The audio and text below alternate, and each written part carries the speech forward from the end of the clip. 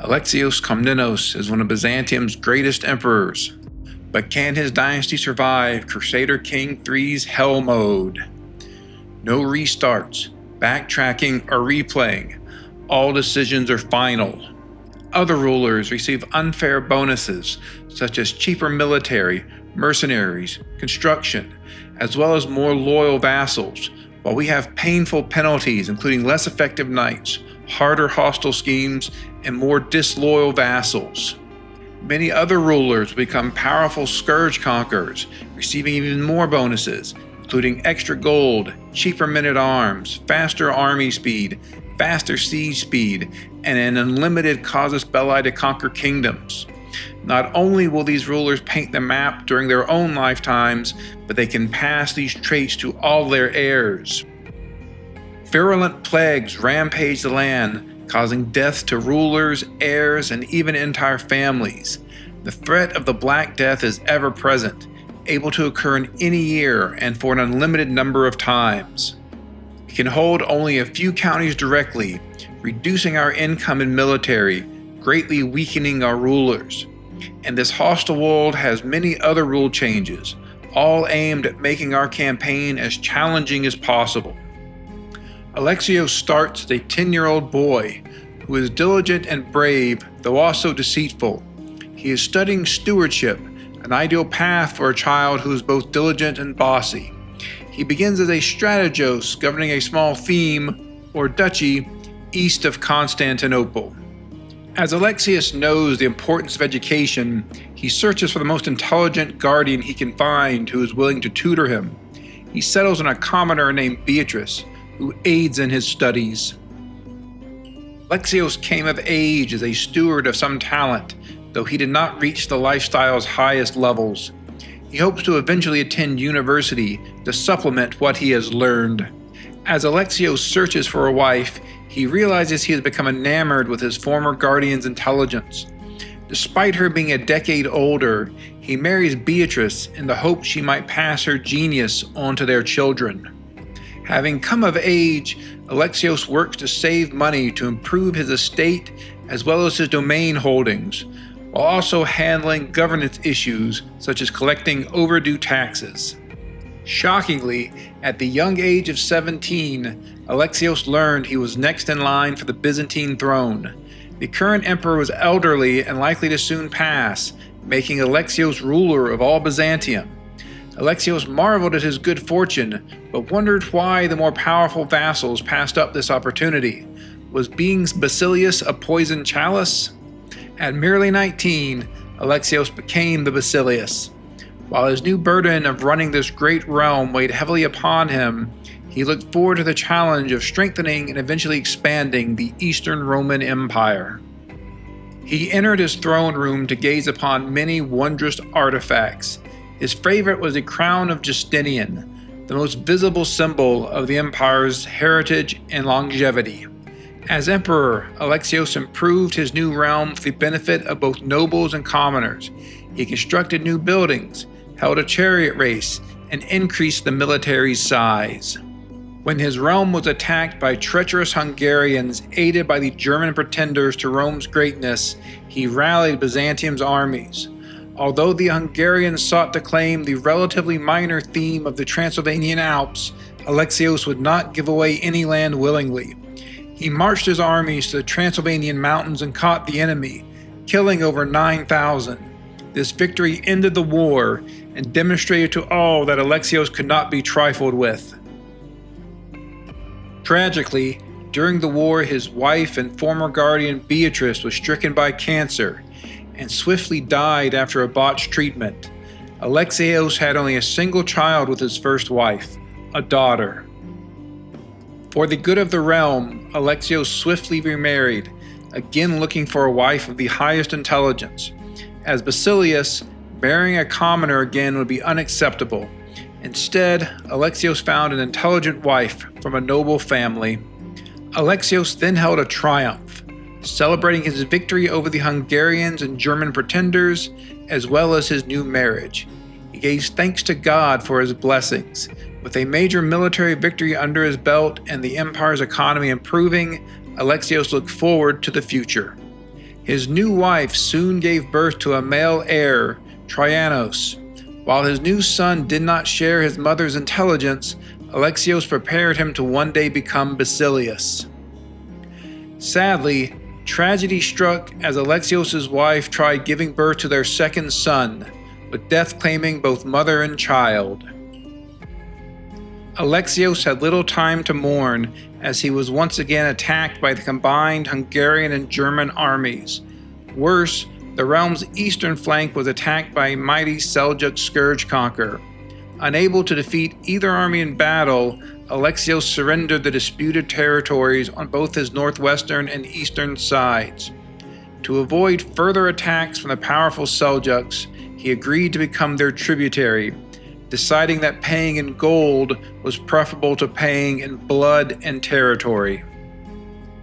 Alexios' exertions for the realm took their toll, and at just 47 he became infirm. His nobles were shocked at how their middle-aged emperor now stooped like an elderly man.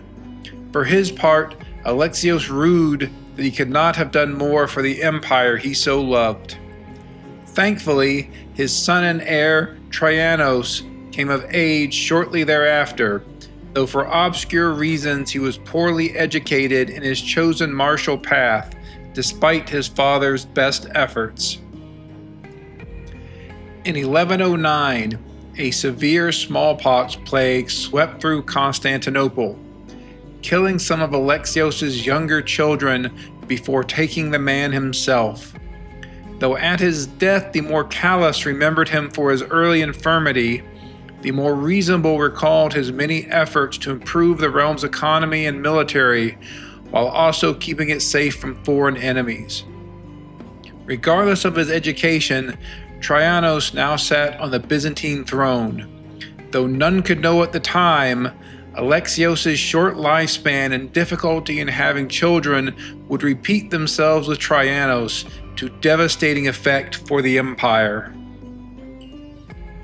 Setting aside his education, Trianos was well suited to rule Byzantium. He was diligent, ambitious, brave, and compassionate, while being highly skilled in diplomacy and well regarded in the other attributes necessary for governing.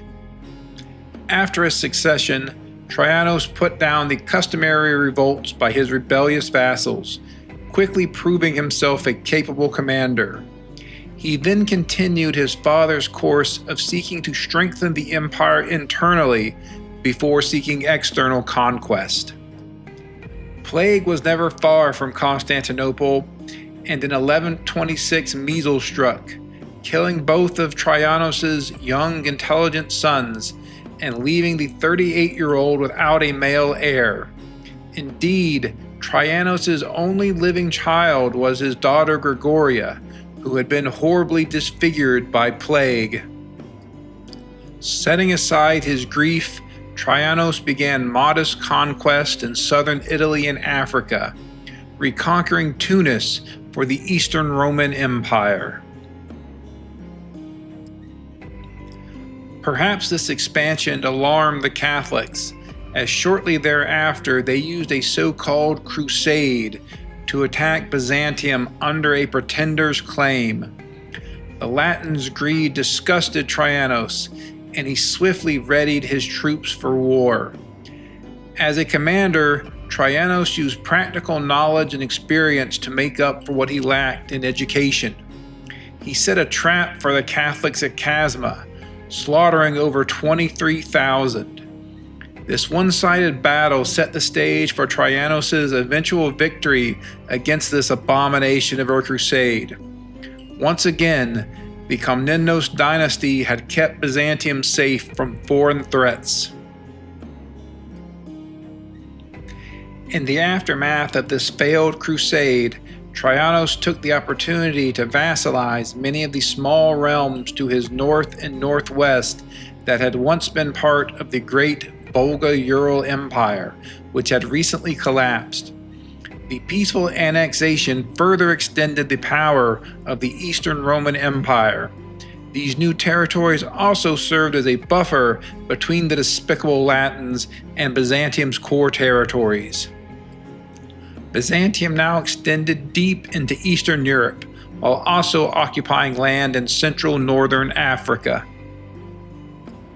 Because of the measles that had taken his sons and his wife's apparent difficulty in having more children, Trianos had taken to sowing his oats with any intelligent women he met.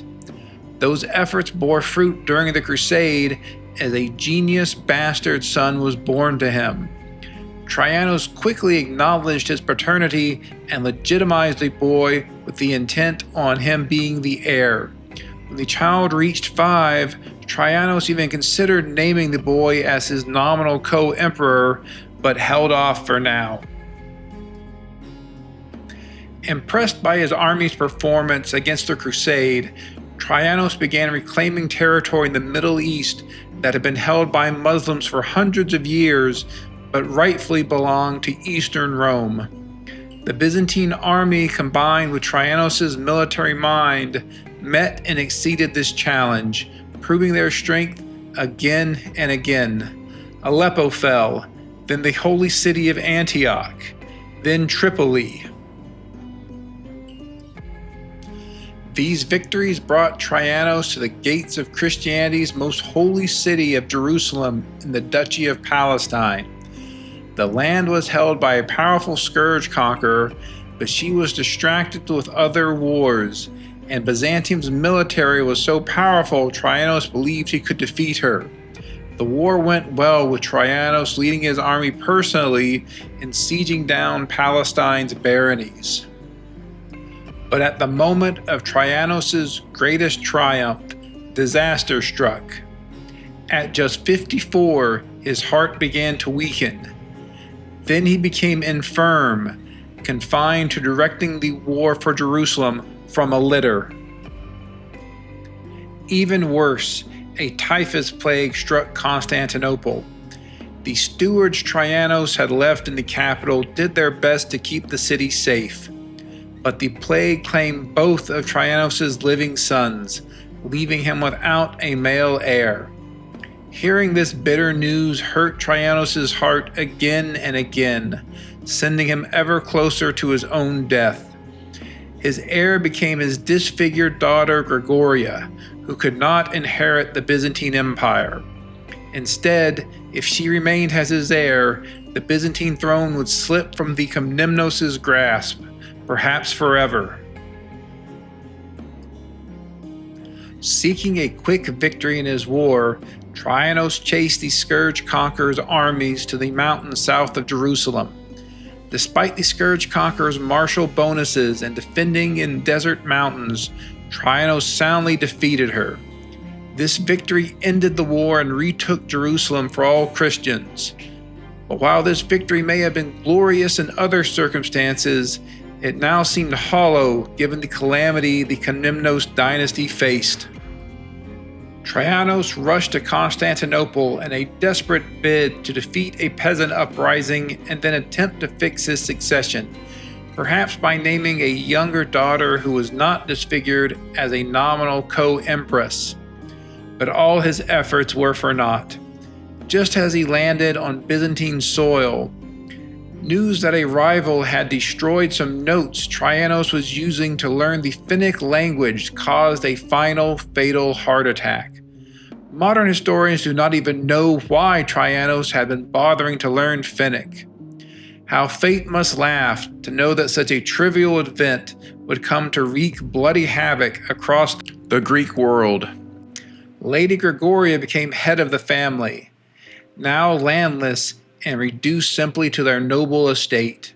She was a virtuoso arbitrator, the highest level of diplomatic education, and she was also intelligent, temperate, honest, and ambitious.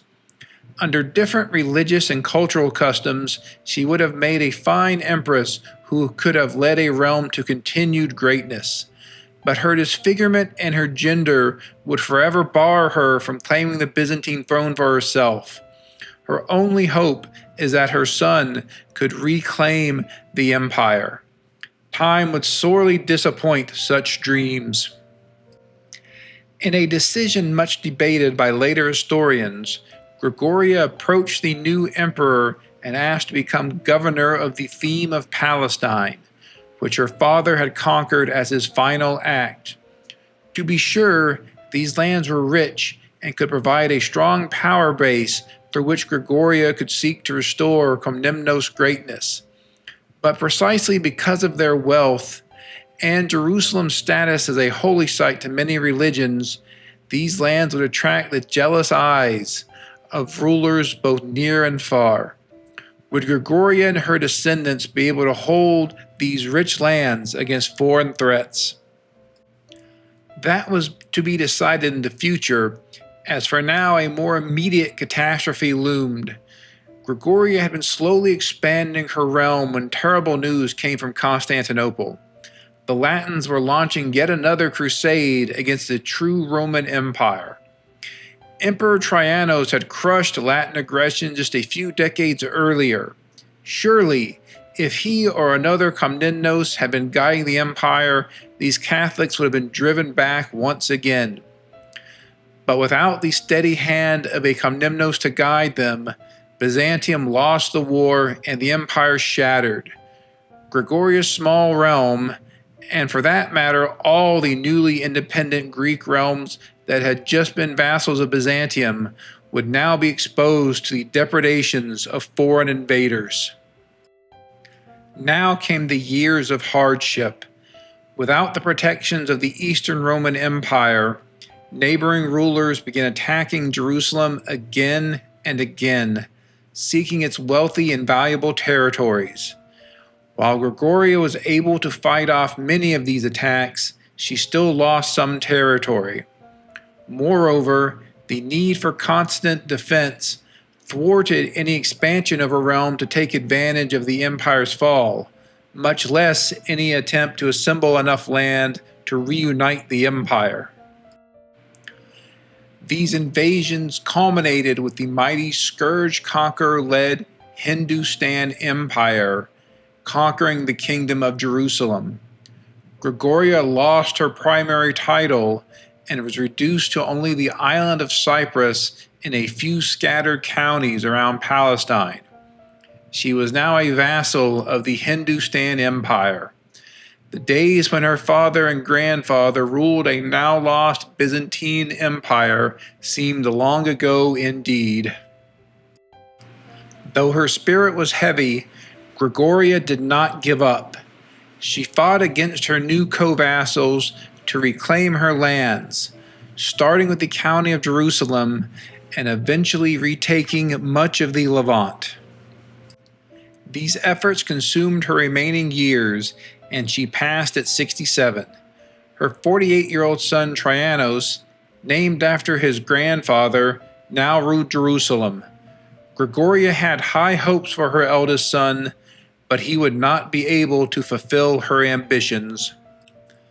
Gregoria's confidence in her son was understandable.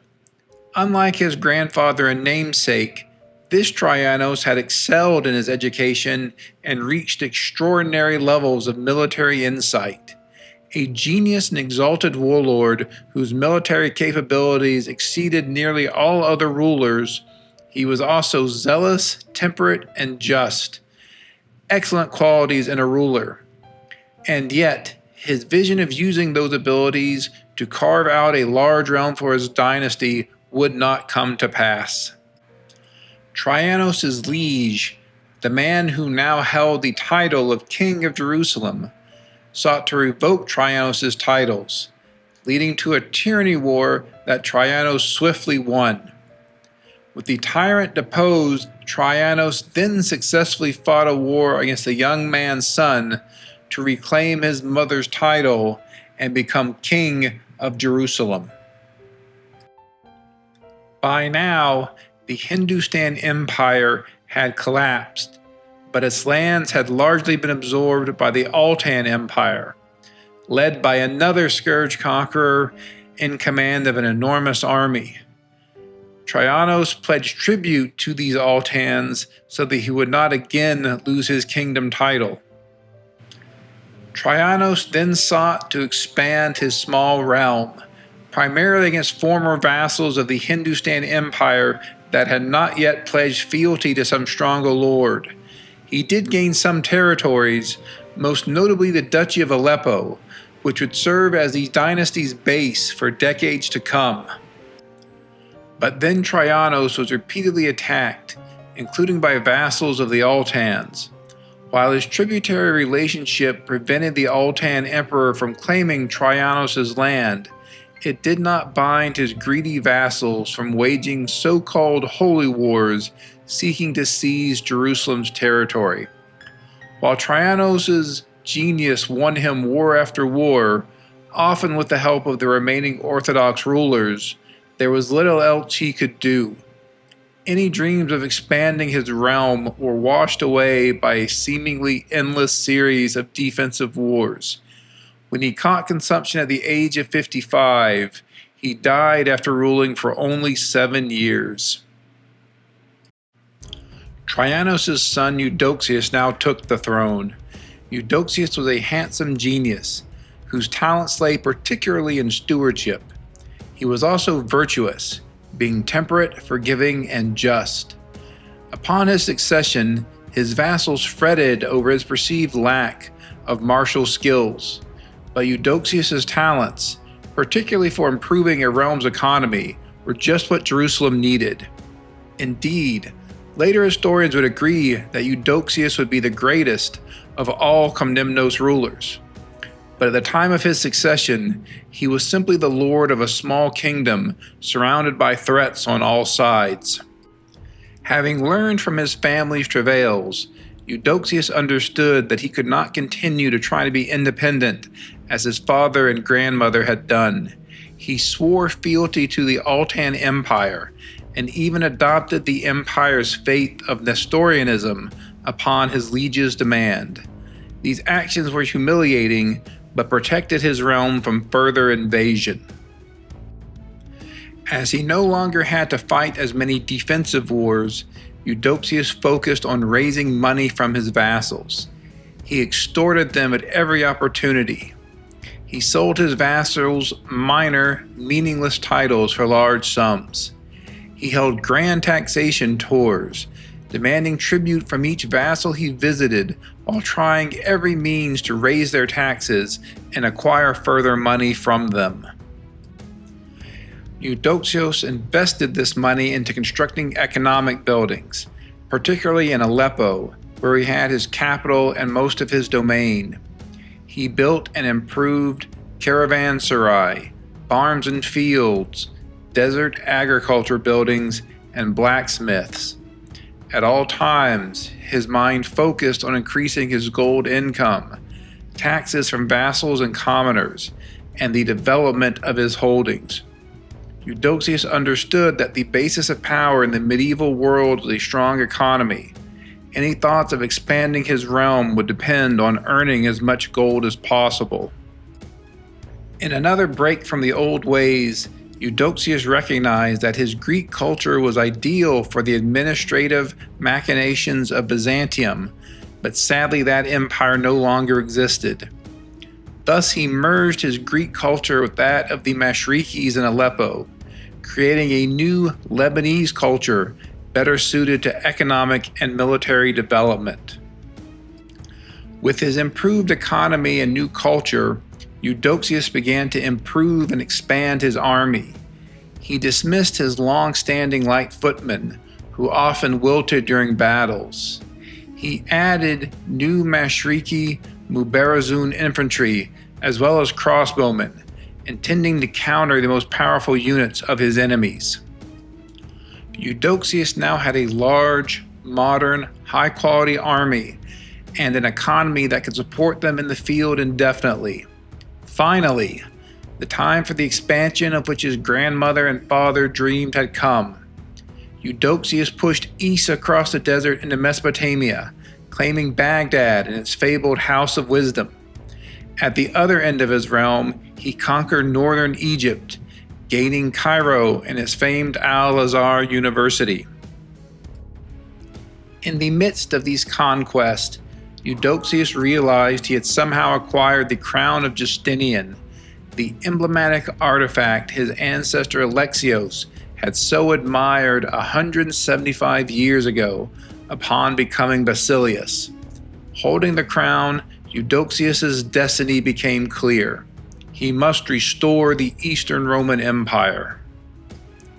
Despite his conquest, Eudoxius remained a vassal of the Altan Empire, but he now had a new liege, one who lacked the aptitude for conquering which had made his forefather so frightening. With his strengthened economy and military, Eudoxius moved to become independent. He formed an independence faction and pressed his demands. His liege refused to grant Jerusalem independence, thus triggering a war that would be the greatest test of Eudoxius's new army. While his new liege retained a large army himself, lacking the military aptitude of his ancestors meant Eudoxius could siege down his capital and end the war. Eudoxius took one step closer to his vision of restoring the true Roman Empire. Despite his success, Eudoxius was troubled. He was 78 and in poor health. He knew he would not live to see Byzantium refounded. His heir was a skilled military genius ready to assume control of the realm, but was not getting any younger. After nearly 6 decades of ruling, Eudoxius felt his time to enter heaven had come, but did not know how to take the final step. His new young wife offered him a solution, the best sex of his life. Eudoxius accepted the offer and died of a heart attack. What were his final thoughts? Were they merely of carnal lust, of all that he had achieved, of his heir's future conquest, of the crown of Justinian, of Byzantium and Rome? No matter. With the ascension of his heir Basilios, the reckoning had come. No more would the Komnenos hide in their domain, seeking the protection of others, cautiously building while fearing foreign attacks, having to fight defensive wars while foregoing plans of conquest. Even with his failing eyesight, Basilios was a brilliant strategist and commander who now wielded a powerful army. He would be the instrument of Komnenos' vengeance. Basilios quickly shed the Nestorian faith forced on his father and converted back to the true religion of orthodoxy. His vassals, who had been too scared to even try to rebel against him upon succession, followed his lead. Basilios began a life of conquest, first attacking the Altan Empire, his family's longtime liege for Byzantine land in Anatolia. Basilios and his army performed exactly as expected, smashing his opponents in one-sided battles that quickly led to victory. He then boldly declared war on the scourge conqueror ruling the Abyssinian Empire, which extended from Central to Eastern Africa. Catching his enemy's armies near the coast, he obliterated the supposed conqueror's forces down to the last man. After a few rapid sieges, the war was over and Basilios took control of vast swathes of territory. Next to feel the Komnenos' wrath was the Emperor of the Alexios, another scourge conqueror who owned a vast territory stretching from Central Asia to the Atlantic Ocean, including land of the Balkans that rightfully belonged to the Eastern Roman Empire.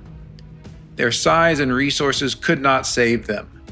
Basilios declared war for the Kingdom of Bulgaria. In the Battle of Nicaea, Basilios' forces fought 50,000 Alexios. Basilios was blind by this time and relied on trusted subordinates to detail battlefield conditions and troop positions, with Basilios then always responding with the exact tactics to maximize his army's chances of success. When the two vast armies met, Basilios' martial mind was more than a match for the great Alexios scourge conqueror, and provided Jerusalem's army with a significant advantage. Moreover, the army constructed by Eudoxius and Basilios was so well designed that it countered all of the Alexian men-at-arms, meaning they did little damage. Jerusalem's army slaughtered the Alexian forces to the last man, winning the war. More wars would follow, but all with the same result. When their truce expired, Basilios attacked the Yaitskids again, this time for the kingdom of Thessalonica, including Constantinople. Once again, Basilios outclassed the Yaitskid scourge conqueror, and the Yaitskid men-at-arms were fully countered by the Jerusalemite forces. After decisive battlefield victories and rapid sieges, Jerusalem won the war and claimed the heartland of Byzantium. At long last, Basilios owned enough territory and satisfied the other conditions necessary to restore the Eastern Roman Empire in this hostile, unforgiving world of scourge conquerors, rampant plagues, and rebellious vassals. All his family's early deaths from disease, their fall from grace, the pain of watching Byzantium be destroyed by Latins and then occupied by foreigners like the Yaitskids and the Altans, the constant defensive wars as his family tried to hold on to small parcels of land, their vassalization and conversion. Basilius thought of all these trials as he stood before the Greeks as the Basilius of the reborn Byzantine Empire. His family's dream had finally been fulfilled. Moreover, the family is now much stronger and better equipped to handle the adversity of this world. Unlike his ancestors who struggled with fertility and having even a single living male heir, Basilios has 5 strong and talented sons. All will soon be ready to assume the Byzantine throne, or alternatively, key governorships. The crown of Justinian has been restored to Constantinople. Byzantium wields the most powerful army in the world. The Eastern Roman Empire shall dominate throughout the Middle Ages and serve all people as a beacon of learning, progress, and, perhaps most importantly, perseverance. I hope you enjoyed this CK3 Hell Mode story. It's based on videos showing my full unedited gameplay where I go into more detail on game mechanics and decision making. Please click the link to watch that series. And please subscribe for more CK3 Hell Mode videos where I play on the hardest possible difficulty.